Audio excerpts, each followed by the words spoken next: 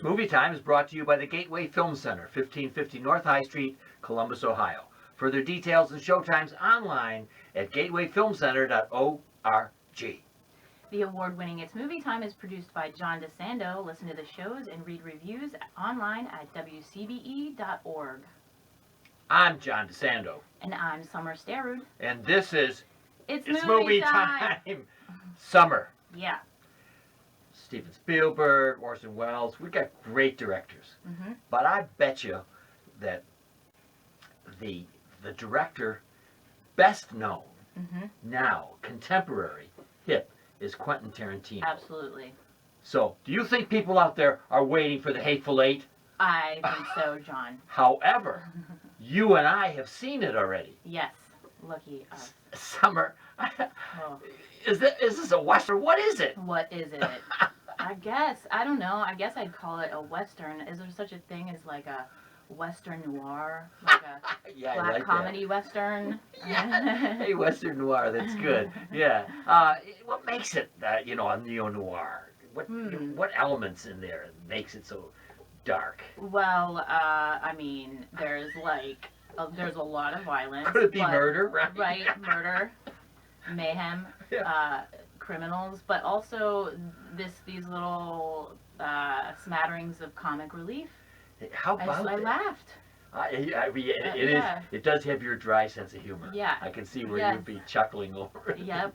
And Samuel L. Jackson plays a bounty hunter, Mm-hmm. and he is bringing in, he is kind of the lead in this group of 8 who are stuck in a snowstorm in Wyoming post-Civil War. It is not the 8 people you'd want to be stuck in a cabin during a blizzard. Right. No. He becomes their leader. I mean, because when he comes onto the carriage, right. he's not. He's Yeah. clearly the one who has to prove himself to Kurt Russell, Right. who knows him. Yeah, that's right. Jackson has a couple of bodies he's carrying in because this is money. Right. Bounty hunters.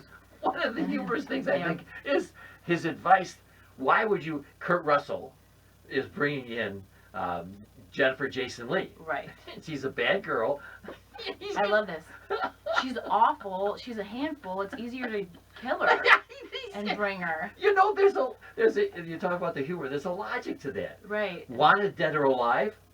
Let's just bring it in dead. Yeah, it's not more money. Is it more money? It should be more money. If No, you bring it's her in not. alive. It's not. Well, then it's just the principle of it. And there would be no movie if they had killed And her. that is absolutely true.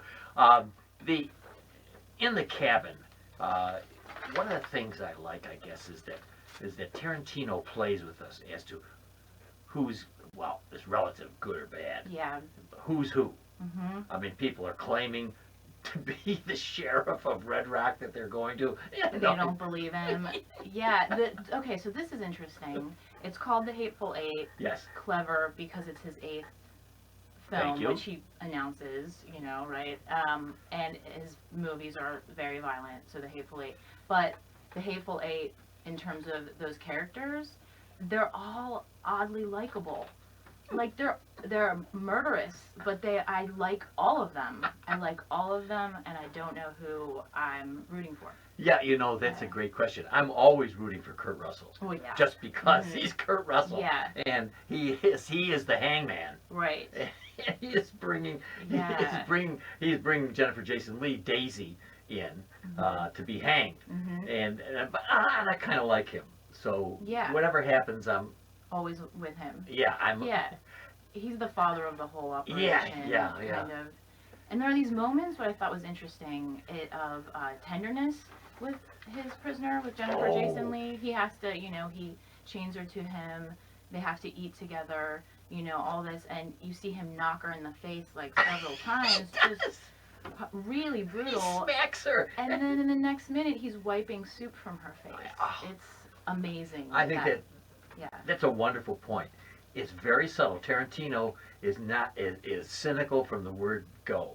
But I think you are so right that Kurt Russell character develops just a kind of tenderness for her that is not too obvious. He's still a bad boy. It was just, yes, isn't that one of the nice touches of Tarantino? Yeah. And this is a Western. Now, you know, he really wanted this. He had originally thought this would be the sequel to Django Unchained.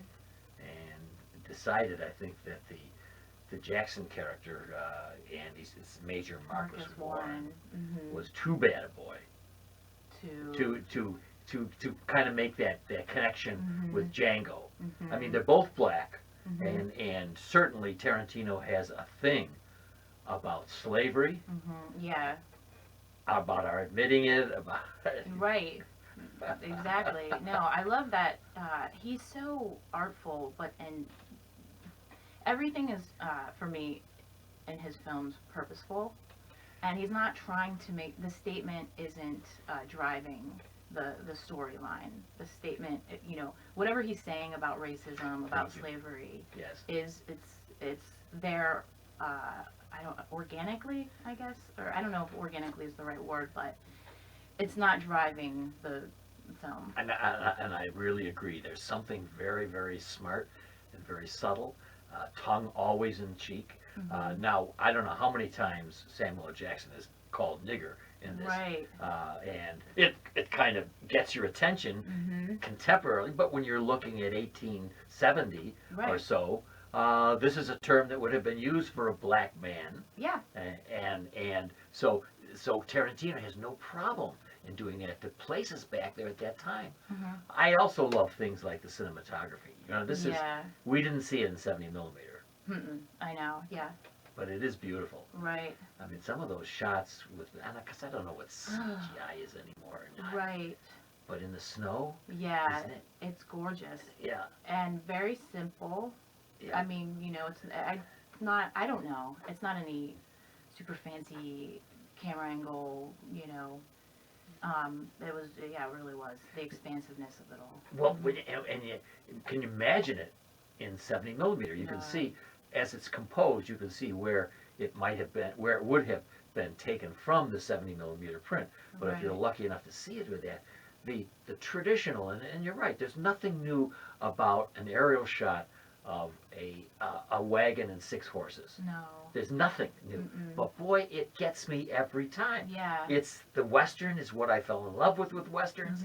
It is what I think your word was, expansiveness. It's the experience, like the overture at the beginning, right? At first, I'm a little annoyed at first. I'm like, okay, great. We get it. You're smart. You're paying homage. You know, you're trying to keep it legit. Okay, for 10 minutes, we got to sit through this. It's already a long movie, you know? But then it's the experience. You really feel put into a time and a place. Oh, yeah. And I think the cinematography serves to, it serves that purpose. Well, you know, 2 things about what you're saying. First of all, is the fact that he loves Westerns, as we saw from Django. Django was his first attempt, and now this thing, so you can see he loves it. So just those shots, particularly the wagon, then you take your tighter shots inside the Minnie's haberdashery. I loved it. Some of the names were so over the top. And so you have something like a play going on. Because it's so easy, not easy, but everything is so well framed. Even when you have 2 characters setting off against each other, you can put one side of the frame and the other side of the frame, and it has almost as if it was a Puccini march there for this little drama to take place inside this cabin. Yeah, you know, I always love Tarantino's sort of like conversation scenes, you know, because it takes a lot to, he's a writer, you know what I mean? Like, and I love the scene where they're inside and Oswaldo, he's talking about being a hangman, and there is no justice without this passion. There's that conversation, like, I am just doing my job, hanging you, and there's justice in that because I have no stake in it.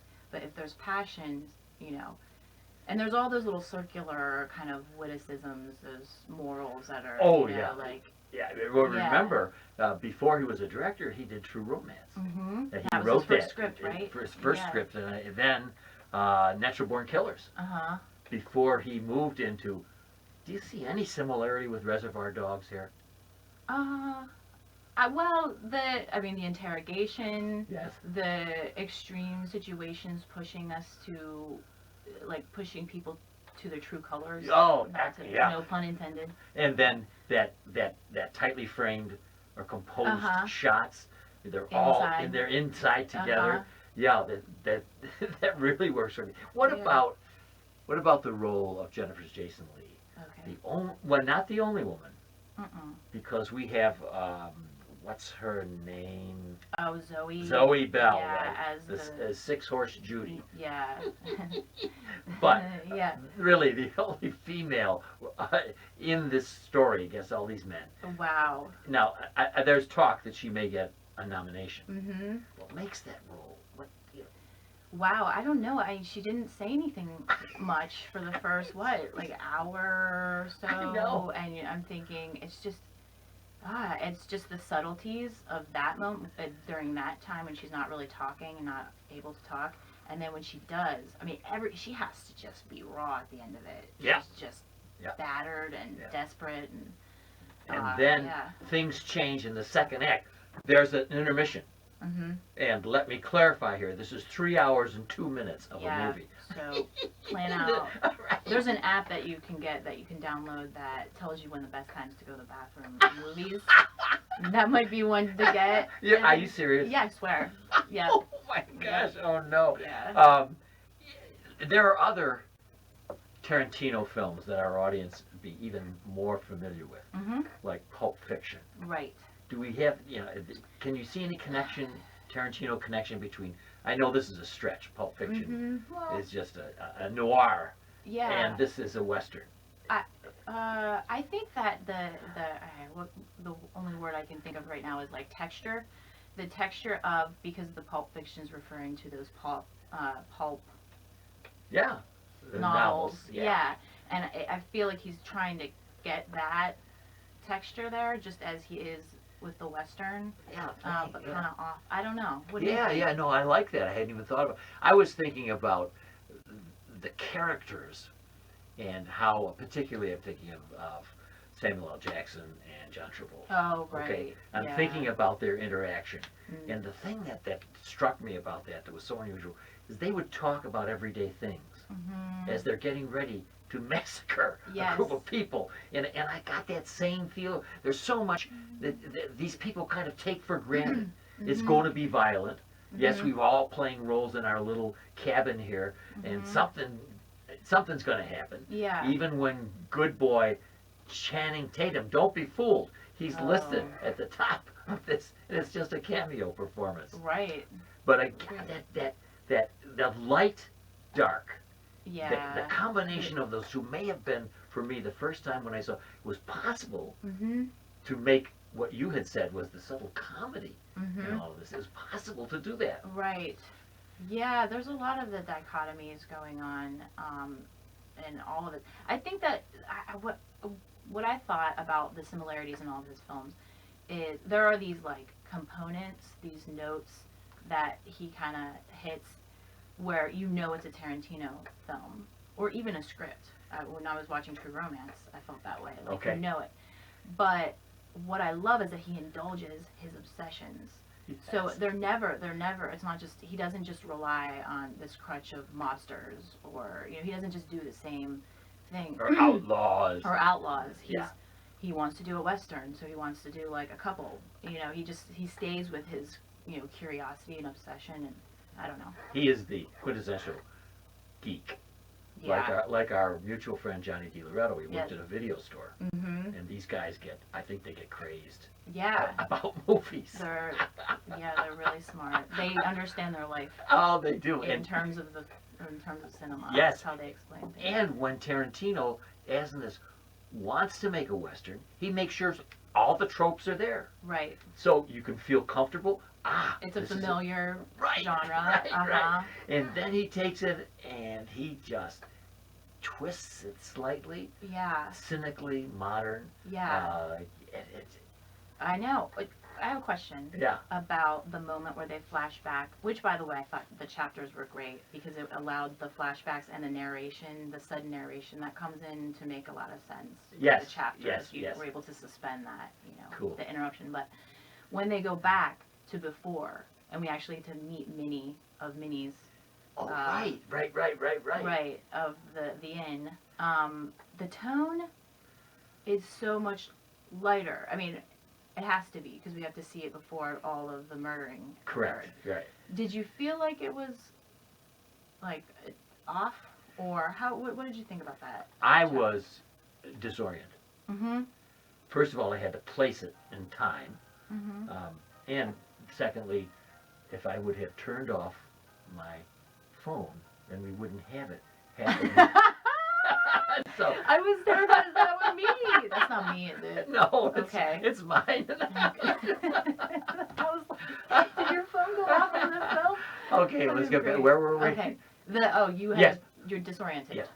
So I was disoriented by it because it required me to adjust to what we were seeing. Mm-hmm. And your suggestion is a good one.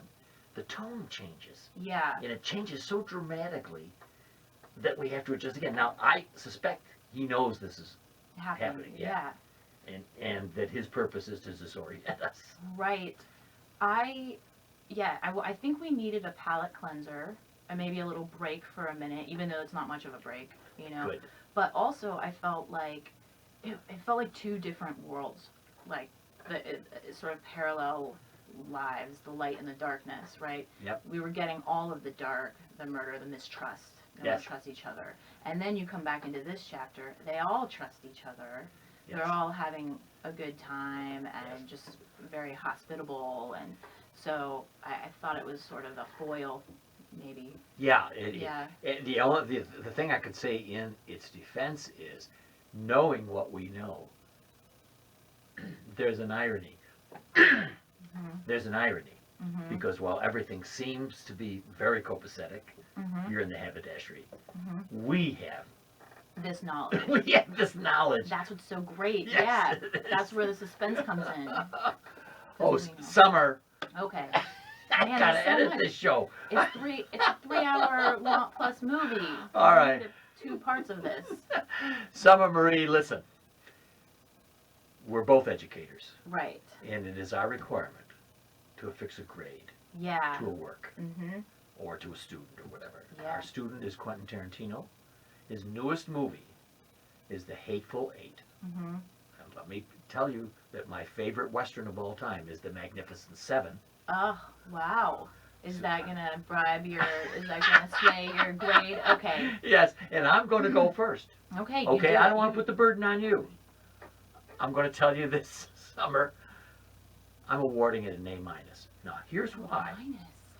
The minus is, I don't think it's quite the caliber even of Django. Yeah. Okay? It's certainly not of Pulp Fiction Mm-hmm. or Reservoir Dogs. But I think it is so much better than almost everything that's out there Mm-hmm. that the minus has to do with setting Quentin Tarantino against himself.